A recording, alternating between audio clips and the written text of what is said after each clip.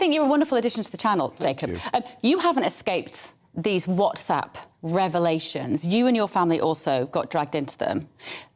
How did you feel when... It's a horrible sensation when you know that private correspondence has been given not only to somebody that you didn't send it to in the first place, but the nation.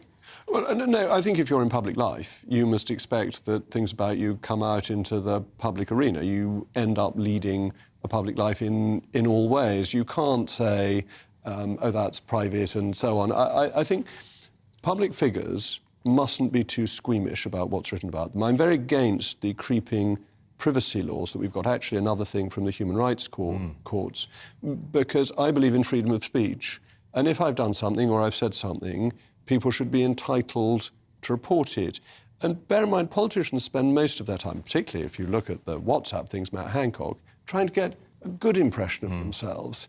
It's only fair that when there's something critical, that's printed. But what's come out, we always knew there's a preoccupation with MPs in terms of their appearance and how they come across to the public. But the volume was turned up on that particular ambition during that period of time. Is that something which is exclusive to Matt Hancock more than the other politicians? I think Matt takes it to an extreme.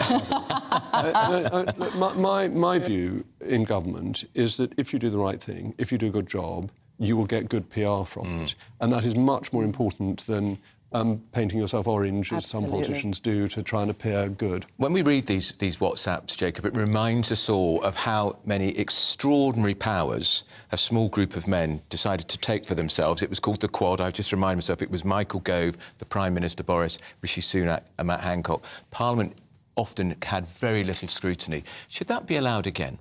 Well, not only Parliament, but the Cabinet. Quite. I was in the Cabinet at the time, and I didn't know that Chris Whitty was saying that we could perfectly safely reduce the quarantining period to 3 days. No. Otherwise, I would have been saying, well, why aren't we doing this? But how did you not know? I knew that. Like, the information was there for anybody that wanted to find it. That wasn't what was being briefed to the Cabinet. We were getting that the decision had been made, that it was going to remain, or then it was finally reduced under great pressure.